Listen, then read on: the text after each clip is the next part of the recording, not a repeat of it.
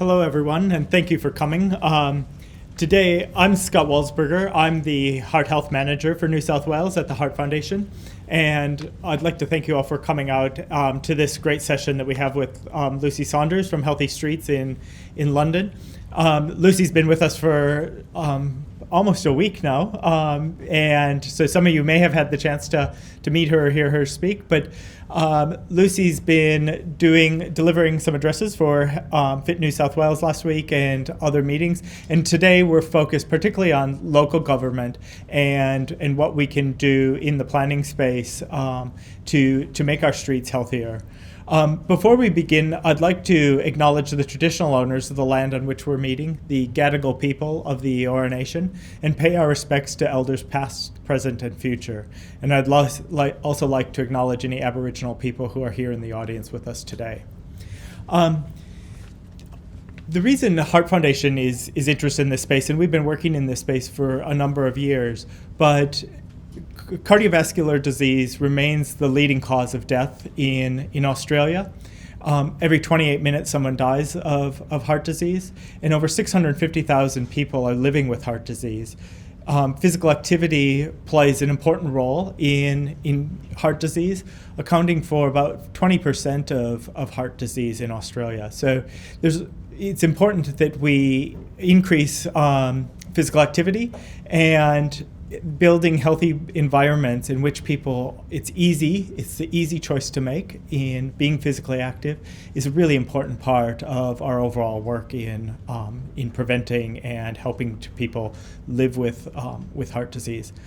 So that's why this issue is important for the Heart Foundation, and that's why we've helped bring Lucy to New South Wales and to Australia to help share some of the successes that London has had in implementing the Healthy Streets strategy.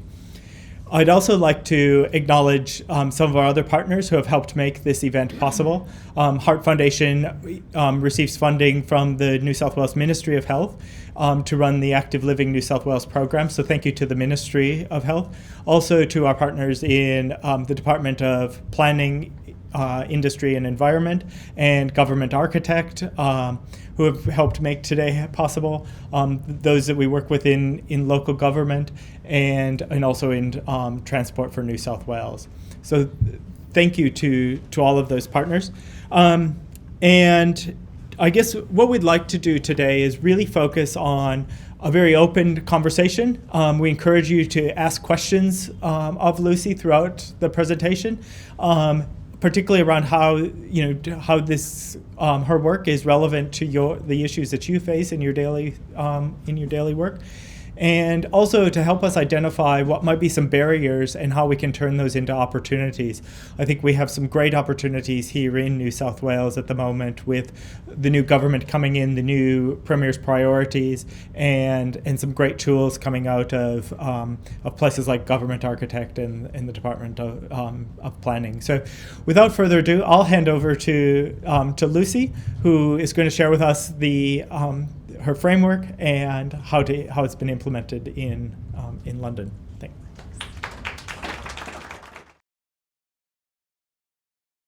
Thank you, Scott. I'd first of all really like to thank you for taking the time to come to this session, because I know that you're all incredibly busy people, and sometimes it's easier just to have an hour to clear your emails, and so it takes a special effort to go to a session outside of your day job, so thank you. I would also like to echo his remarks about talking about what the challenges are, asking questions. This is basically a process of problem solving that you're dealing with every day and I've been dealing with every day, and hopefully if we put our heads together we can try and do some more problem solving. I'm going to run through the presentation that I gave at Fit New South Wales, but I'm going to add some extra bits in on local delivery. So hopefully for those of you who've seen the presentation last week, it will be interesting and there'll be new things for you to take from it. So my starting point, way back in 2011 when I was a public health professional, was that I was looking at the streets and built environment through the lens of a public health professional and thinking, this isn't really working from a human health perspective.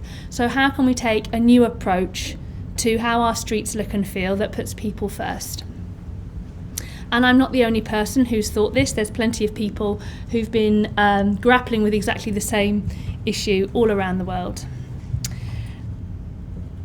For me, I'm a public health professional, so the thing that motivates me is worrying about how I can make sure that people have a fair chance in life to lead a healthy, happy existence.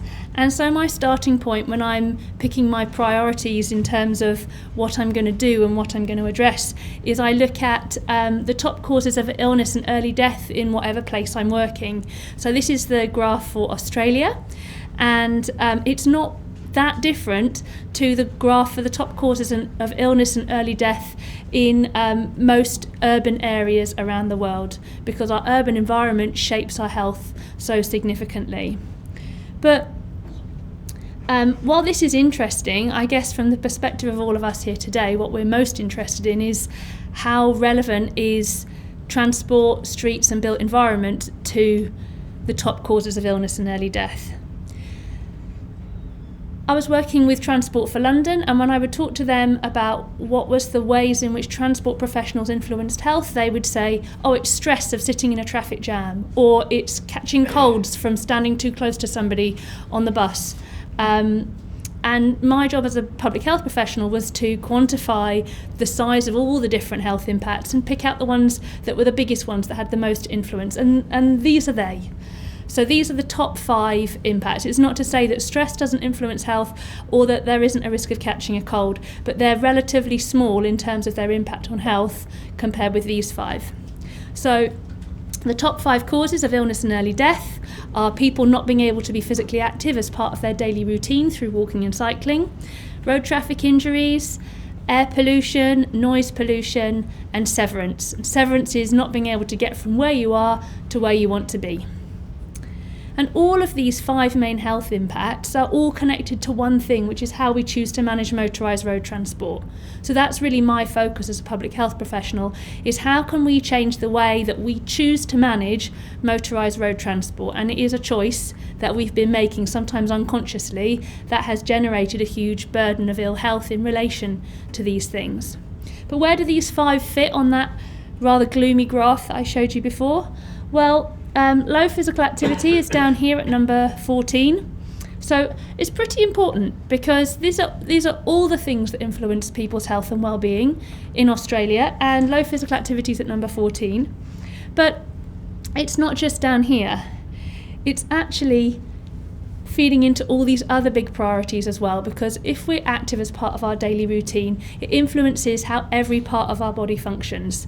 So if we don't get enough exercise, every part of our body starts to feel the impact of that, starts to suffer, and eventually that leads to long-term conditions like type 2 diabetes, high cholesterol, kidney disease. So I really can't underemphasise how important physical activity is for our health and how we have just designed it out of our daily existence.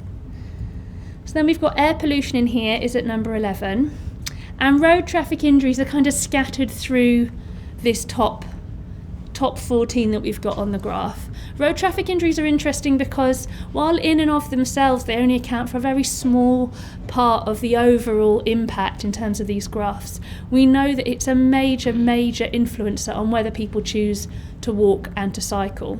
And rather grim as it is to think of it in these terms, road traffic injuries are as low as they are because we're not out walking and cycling, we're sitting quite well protected inside cars. So from a very crude point of view, in a way I wouldn't mind the road traffic injuries being slightly higher, because at least that would tell me there were more people out on the street walking and cycling. It's a weird thing to try and get your head around, but that's the way that I've been trained to think. I'm just weighing up different options in terms of when people get ill and how they get ill. So that's road traffic injuries. We can put them all together and you can see that of all the top causes of illness and early death, changing the way we choose to manage motorised road transport will have a pretty significant impact on the health of every person in Australia. So this is why we're in this room right now, because I'm depending on you to go and fix this. So next time I come back to Australia, these bars are just down here because everyone's really fit and healthy because they've got a great environment to live in. It's not too big an ask, is it? No. You'll notice that severance and noise pollution aren't on the graph. That's not because they're not important. It's just because the way that they slice up the data, they haven't got a good way of capturing them, but that's not to say that they're not in there somewhere. So urban transport has a huge role in our health and in our well-being. But I have learnt over the years that not everyone who I meet at dinner parties is as enthusiastic about talking about their imminent demise, their life expectation. People don't really like talking about the fact that they're going to die at some point. So I don't actually tend to talk about this a great deal. I tend to focus on the things that other people are interested in. And in terms of the policy world around transport and built environment, some of the big challenges that we're trying to grapple with are things like climate change and congestion and quality of life. And actually, the things that we need to do to address those big knotty issues are the same as the things we need to do to give people a happy, healthy built environment. And that's how we're choosing to manage motorised road transport. It's as simple as that. But the issue is, it's difficult to get people really excited and to get a whole range of people working together around a term as dry as let's think differently about how we manage motorised road transport. Transport professionals, yeah, they're excited, but many other people not so excited. So we have to think about how we frame this. And the framing is a big part of actually getting the partnership working and the political buy-in and the momentum that we need to deliver that difference in how we manage motorised road transport. The framing that I developed is called the Healthy Streets approach. It's 10 Healthy Streets indicators, and they're all based on what are the key aspects of the human experience on street that are important. If we're delivering a street environment that makes people feel these things, then we know we've got an inclusive environment and a healthy environment. And we've also got an environment that is working well from an urban perspective in terms of enabling economic prosperity, quality of life, climate change adaptation and resilience. So this is the framework. I'm going to briefly go through the 10 indicators. The first one is easy to cross, which is referencing that issue of severance. People being able to get from where they are to where they want to be easily will really influence their travel choices. So it's a key part of delivering that mode shift out of car. This is an example of a continuous footway. I've seen these already in Sydney when I've been out and about. So you've got them. The thing that's interesting about this one is not this particular junction, but the fact that this is an outer suburb, it's not the city centre, and this picture I could have taken at the end of any street in this whole borough. They're all exactly the same, because Healthy Streets is about systematically taking good practice and making sure you do it everywhere, even in places that aren't high priority, that aren't high pedestrian environments. This is just a neighbourhood, fairly car dominated, but they accept that this is a basic level of service you provide for people, that they have a safe and easy way of crossing side streets. Shade and shelter. Difficult for me to sell this one in London because people are under the impression it never gets hot there. But thankfully the weather sometimes it makes it easier. In summer I find this an easier presentation to give. Here I don't even need to try because you fully understand the importance of shade and shelter. The image I've got is from Chicago, and the reason I use this particular picture is that it makes the important point about Healthy Streets, which is that it's not about one agency working on their own, it's about a whole range of different stakeholders playing their part in delivering the indicators. So we've got the street greening by some parts of the local authority, we've got the awnings provided by the businesses, and we've got the architecture of the buildings that is determined by the developers and by the architects. Places to stop and rest is about making sure that everyone, whether they're walking or whether they're cycling, has the opportunity to safely find some space when they need to sit down or to rest or to lock up their bike or to work out where they're going to go next or to tie up their shoe or to answer the phone. It's not just about benches. We do really poorly on this in the UK. Generally, it's seen as a really tricky thing to deliver because it's not prioritised, and part of making it one of the Healthy Streets indicators is bringing up the importance of this for everyone. Not too noisy is about addressing noise pollution. This is just an example of one of the plazas in New York where they took out the traffic, and now people in that environment can talk on the phone without shouting. People choose to walk and cycle. This is obviously about mode shift out of car to walking and cycling for shorter journeys. The key word is choose. You've got to create an environment in which that's the most attractive option, and that means balancing both making walking and cycling more attractive by making the environment better for walking and cycling, but also making driving for short journeys less attractive and more inconvenient, so that when people are looking at that choice, they're choosing the healthy, sustainable option that we want them to be taking. And the picture that I'm using here is from one of the outer London boroughs, very conservative, very car dominated. If I show this picture in London, most people can't believe this has been delivered in that particular borough, because it's not where you'd expect this kind of thing to happen. And the way they made it happen was by not saying, we're going to build a cycle track in your borough. They did try that, and they got quite a lot of vociferous pushback. So then they changed their tack, stopped mentioning the C word, and they built a beautiful street environment where they've got very subtly sand-coloured cycle track that many people might not even know is there for cycling. And they put lots of lovely planting in, good crossings, and the people who live there can see their neighbourhood is a nicer place, and so they've got the buy-in through that route. So not talking in transport terms definitely helped with delivering a better environment for people to choose to walk and cycle in. People Feel Safe is about both safety from road traffic injuries, but also community safety or social safety. This picture here is from Freiburg in Germany, which is a new town, a new urban extension on the town. It's predominantly residential, but it's been incredibly well thought through. The car parking for many of the residents is actually next to the train station. So you have to walk all the way to the train station before you decide whether you're going to get into your car or whether you're going to take public transport, which affects the choices that people make. Likewise, putting cycle parking on the street in front of people's houses, which means they have to walk past their bike to go to their car, has a similar kind of effect on the choices that people make. But People Feel Safe, part of the reason I took this picture is that young women are amongst the least active in the population, and it's partly because the restrictions that are put on them socially in terms of their safety. So when we see them out on the street being active, it's really something to be celebrated in terms of an indication that we're getting our environment right for everyone.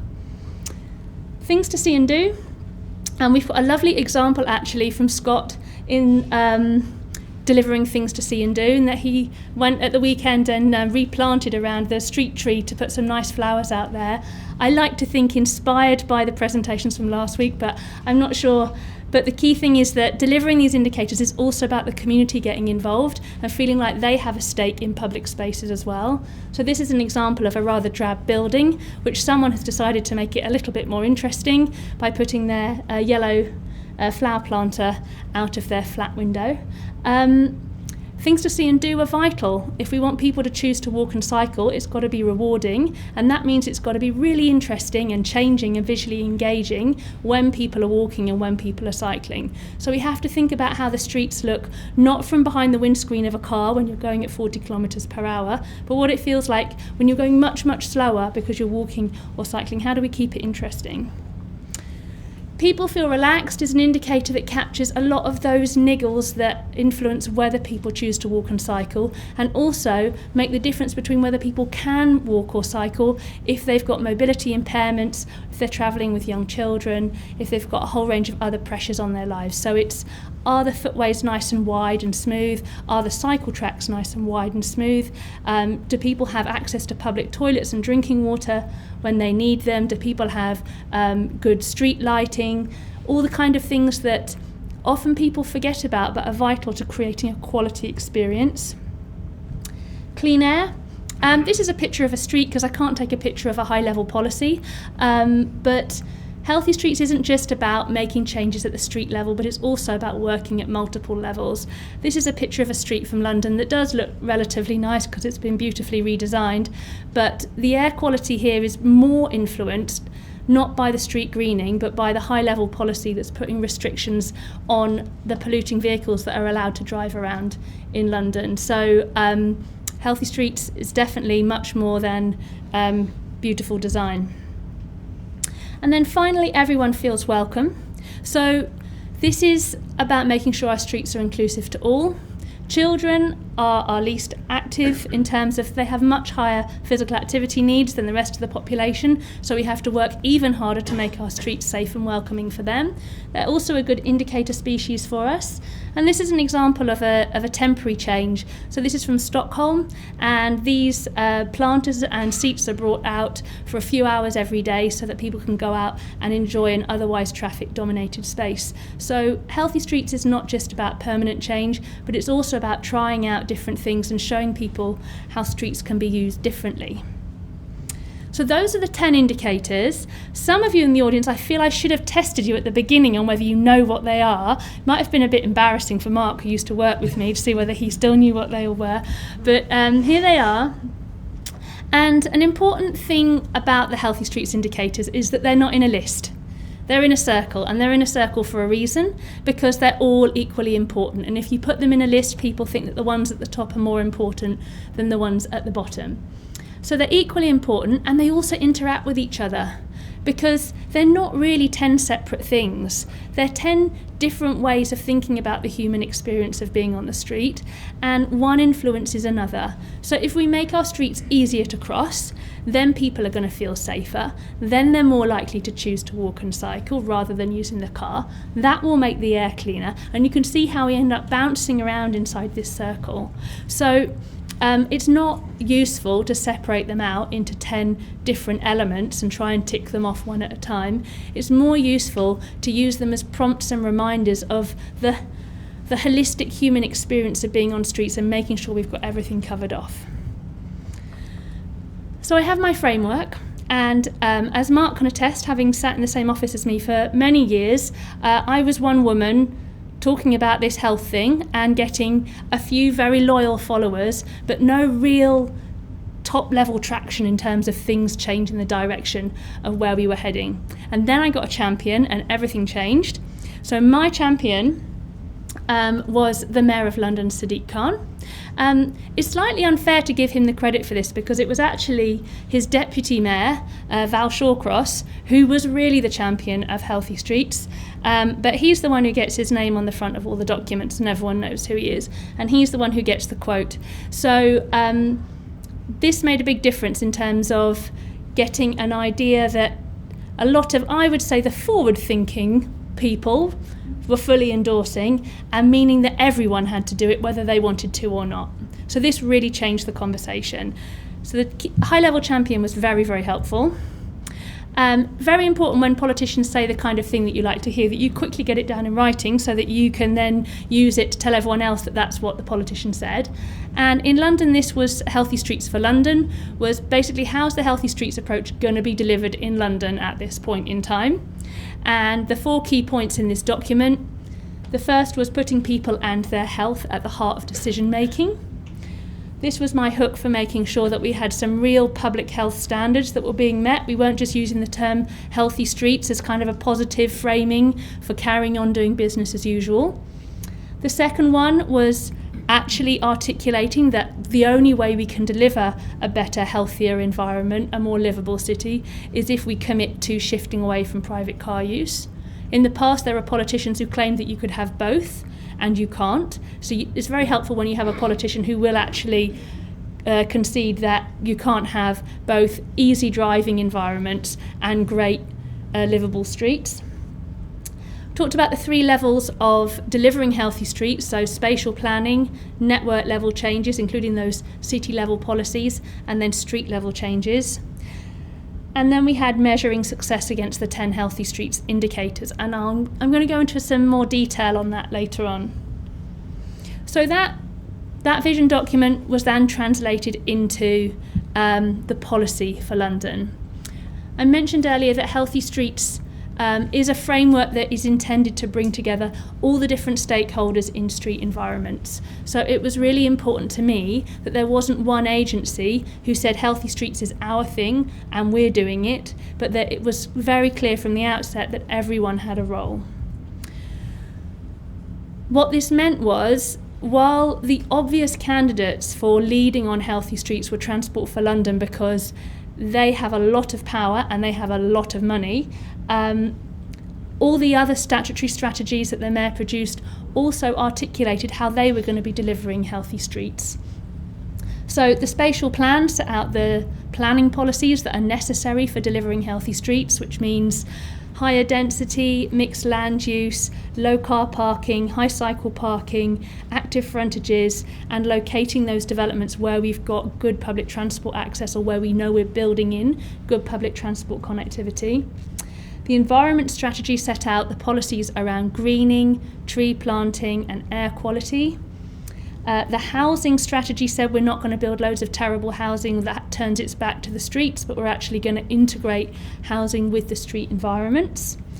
The policing plan said we're not just going to use all our policing resources to penalise people who are walking and cycling because they're easy to target. We're actually going to focus our policing activity on people who are driving in urban environments to make sure that they're doing it in a safe and courteous manner, because that's what we need to do to support healthy street environments and people choosing to walk and cycle.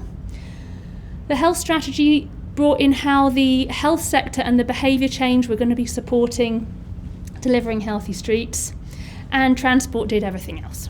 But there's also other strategies that I haven't listed here. So for example, the culture strategy sets out how the Mayor's programme of cultural activities are all going to be around activating streets and public spaces and showing people how streets are community hubs, how they're places where you can experience art and culture, and it's important that these things aren't forgotten about when we get into the nitty-gritty of curb lines, which I will be talking about later because it's one of my favourite topics. So then we have to set a plan for delivering, and there are some top-level targets for delivering healthy streets. The biggest one is about trying to get to an 80% sustainable mode share by 2041. So London at the moment's about 62, 63. A lot of the potential that was in the city centre has already been achieved. So this is about us tackling those outer London boroughs where we have very poor public transport provision in many areas, we have very high car use, and a lot of that car use is for incredibly short journeys, as it is in most urban environments. So it's about how do we get people out of their cars, onto foot, onto bikes for short journeys, and accessing public transport for longer journeys. A target for everyone to be achieving 20 minutes of active travel a day. This one was important for me because it's about inclusivity, because you can increase your mode share for walking and cycling by getting the people who walk and cycle at the moment to do more of it, and that's what London had been achieving for a number of years. Cycling had been increasing by getting the same people who already cycled to cycle for hours and hours every day. That they're already willing to put up with these conditions, and they're kind of invested in it now, so we'll just get them to do more and more of their journeys by bike. But that doesn't deliver for me from a public health point of view. I want to get the most inactive people active.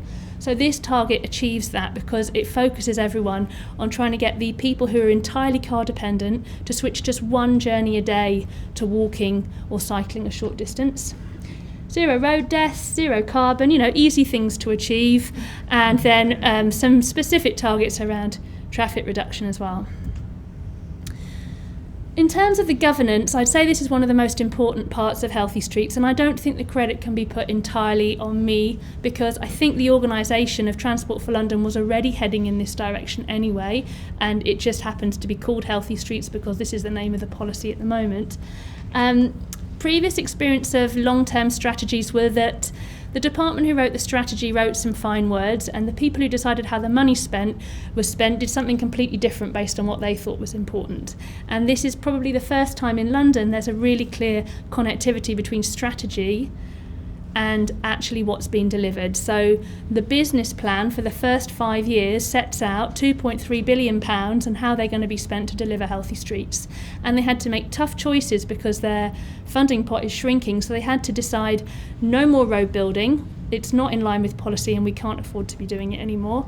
And they even had to decide that some of their long-term public transport ambitions had to be cut because they could see there was a bigger gain for society, for London, by improving streets than by some of these more expensive public transport projects. And then the scorecard at the bottom, this is quite an internal bureaucratic part of Transport for London, but really critical for me in terms of making sure that everyday business as usual changed. The scorecard is a performance measure used by the Chief Executive of Transport for London to make sure that he holds his top directors to account on delivering change within year. So at the beginning of the year, the directors and the Chief Exec have an agreement on what they're going to achieve within that next year. What are the big issues, the big problems they have to fix in year one to get them towards the 25-year goal. And the goal in this used to be about increasing bus, increasing cycle, increasing road safety, but there was never a target on reducing car use. And that meant that no one ever even thought about cars or all the road space that was used for cars. They just focused in their own little way on the little thing that they were doing.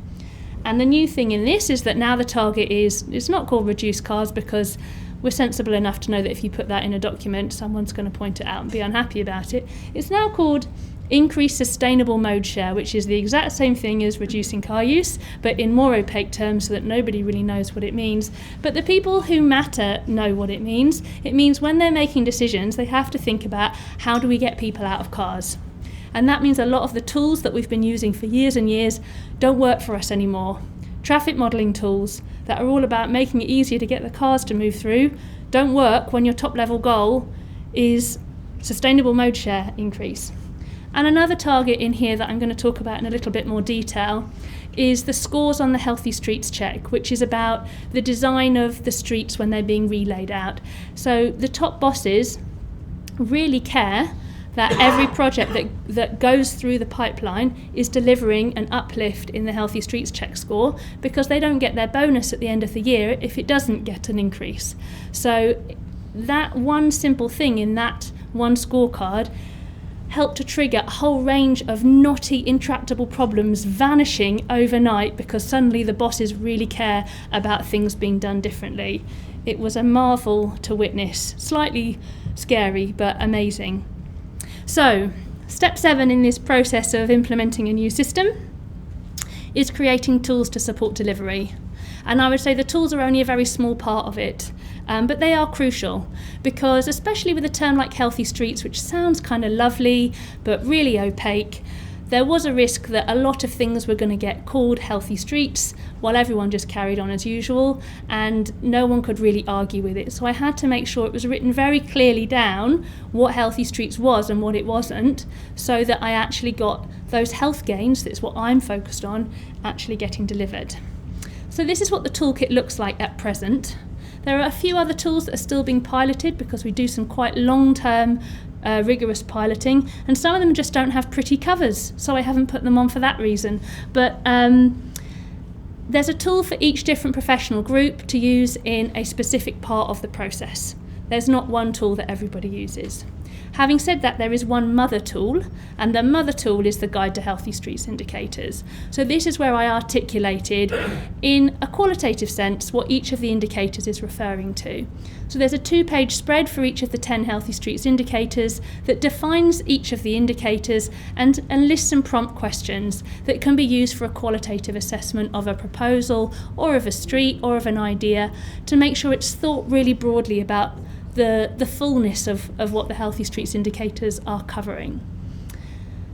This tool is the kind of thing that people are generally comfortable with because it's qualitative, there's no right answer, no one can really be pinned down on anything. So we often produce these kinds of tools.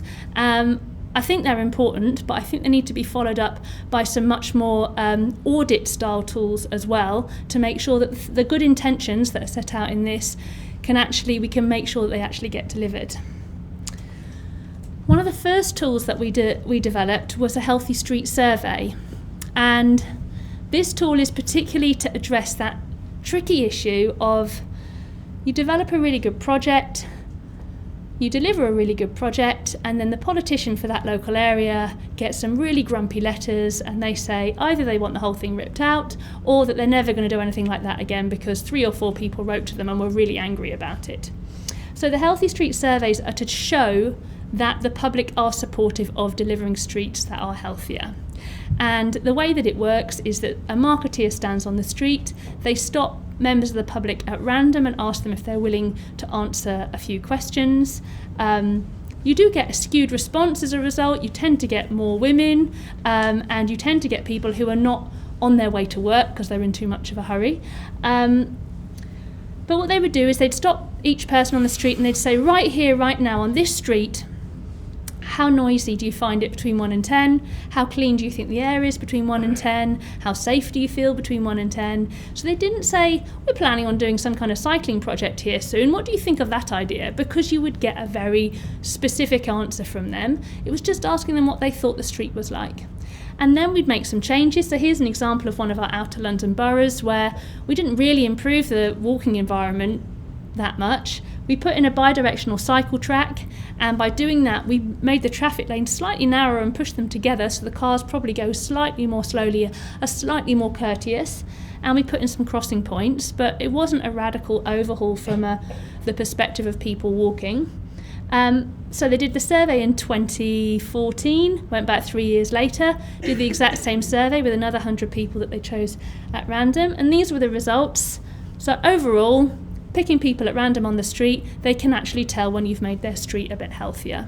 And this kind of data is not objective, and it's not what you should evaluate the success of your project on, because the participants are so self-selecting. But you can show it to your politician, and it gives them some great reassurance that the kind of thing they're doing is broadly supported by literally the man on the street or the woman on the street, because that's who we've been asking. The Healthy Streets Check for Designers is one of these audit tools. This is one of our ways of making sure that people get it, that our practitioners are doing what we want them to be doing and are doing it consistently. So this is a spreadsheet, a really boring spreadsheet, because when I went to the engineers and said we need to develop a tool, what kind of tool do you want? They said we want a really boring spreadsheet, please. And they said not only has it got to be boring, but it's got to be so clear what's in the spreadsheet that if we want to, we can dig into it and see what sums are inside it, because we don't like black box type things. So I took them at their word and produced a really boring spreadsheet, which they love. And basically it can be used to assess an existing street or to assess a proposal or an idea for a different street layout.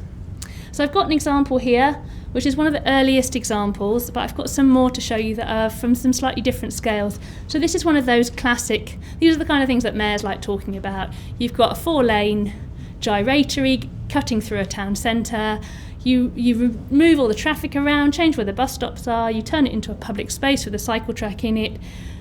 How do you show people that you've delivered benefits? You show them these lovely pictures, and most people are happy with that, but you also need some numbers underneath it. So this is what gets produced by that boring spreadsheet. While it's a very, very boring spreadsheet, and I can't emphasise that enough, what gets spat out is this very colourful wheel. This circular diagram is easy for everyone to understand. So it goes in the public consultation materials, because the general public can look at that and they can see, and they're pretty smart, they can see that the blue line is inside the red line, and that's how it should be, because if the red line's inside the blue line, it means that the designer has actually made the street less healthy, and they can judge whether they think that that's good enough or not. So this helps us to make sure that our external organisations can hold Transport for London to account on the choices that they're making. But the designers can look at these and they can then go, okay, well, what could I have done differently to get that score to go up? What could I do to add some more shade and shelter on this street? So how can I tweak my design before the whole thing's been built at the cost of multi-millions of pounds? How can we change this design to make it better from a people perspective? So I thought these are the kinds of streets that people always show in these things. I'd show you some of the other streets that we've applied the Healthy Streets Check on. It's applied on every single street project. It doesn't matter if we're spending £5 or £50 million, they all have exactly the same tool applied to them. Because when it comes to human health, there is an absolute. Human beings experience the environment the same whether they are on a high movement street or on a low movement street. So you might not expect to get the same score on different kinds of streets, but whether or not it's healthy, if you want to be that absolute, you can tell that using the same tool. So this is a really lovely part of outer London. It is a massive, massive roundabout with the cute name Charlie Brown's Roundabout. And one of the important tests for whether or not the tool is applied is, are people allowed to walk and cycle on this street? Now you might look at that and think, no one would allow people to walk and cycle on that, it looks terrifying. People are allowed to walk and cycle on this street, and therefore it has to meet a basic level of acceptability and safety from a human perspective, in my opinion. So they were going to make some changes to Charlie Brown's roundabout. I'll show you, have we got any kind of techie, engineering people in the room who like looking at a picture like this? If you don't, what I'll tell you is they improve the crossings, the pedestrian crossings on the arms of the junctions. And you can't quite see it in the picture, but they also produced a separate cycle track so that if you wanted to, you could entirely avoid this roundabout. But the Healthy Streets check is a mean check. It's a very hard check. So it doesn't matter that they have produced a separate cycle track. It is technically possible for you to cycle on this roundabout. So the check assesses the cycling experience on the roundabout, even though there's a separate option. People could cycle on it, and therefore we need to know what it's like for people when they're cycling on it. So this is the score. You can see there's not an enormous difference between the before and the after. The blue line is how it scores at baseline. The red line is how it scores after the changes that were proposed are put in. £3.5 million are spent on this project. It delivered a 13-point uplift. So it went from 39 as its total score, which is pretty standard for a high movement, busy street, and it went up to 52. Definitely an improvement from a human perspective. It's now safer to walk across the arms of this junction. It's not great from a cycling perspective. Down here under People Feel Safe, we have the zero scores, and these are very transparent and obvious to the general public. So zero scores are 10 metrics that can score 0 because they're known road danger issues. So the existing layout, so the starting conditions, there were 4 known road danger issues. And what they're meant to be doing is trying to eliminate all of them, but in this particular project they didn't eliminate any of those 4 known road danger issues. Or they might have eliminated 4 but introduced 4 other ones. But at least it's transparent and in the public domain, so we can have a discussion about that. The other one I wanted to show you is a much smaller scale. So you can see the difference in terms of these projects. So this is a junction, like many other junctions in London. It's not particularly exciting. The reason why they were particularly looking at this junction was because they wanted to put a quiet cycleway, so not protected cycle infrastructure, but just a quiet road with some safety for people who were cycling to cross a major road, and they were going to come out of here, cross this major road and go the other side. So they were going to fiddle about with this junction. And what they did was this. Now, it's quite subtle. So that's the before, and that's the after, but this is the kind of thing that makes me happy, because this was 2 lanes for the traffic, so that all the few cars that should be going through this narrow back street, they used to have so much space for zooming out onto the street, and now they've got a narrow entrance and they all go out one little space. And what that means for the people, just in terms of design, basically the footway has been brought right out to this island. So people walking now only have to cross one part of this rather than both parts. So it's a relatively small project, but it makes a small but important difference to the experience of people walking, and it makes it easier for people cycling. And this one, you can see it scored a 7-point uplift. It will be a very low budget project. So it's important not just to look at the score, but also how much money is spent in these things. And they managed to reduce the number of zero scores from 5 down to 4, which is not brilliant, but this is the reality of it. This tool is not about delivering perfection, it's about delivering improvement and being transparent about the choices that are being made. So that's just a couple of examples of that Healthy Streets check in practice. 2 more tools. Monetised health benefits. We do use them.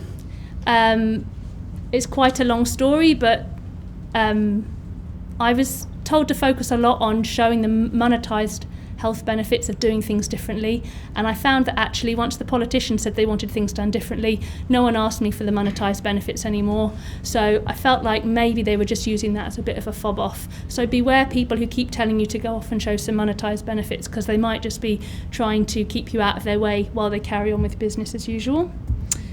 And this is a delivery tool. So this is a tool for community groups, advocacy organisations and for the boroughs to make light touch and temporary changes on streets. It gives them some practical advice on how to cut through red tape, how to plan their project, how to evaluate their project, and the different kinds of things that you can do to make streets look and feel different.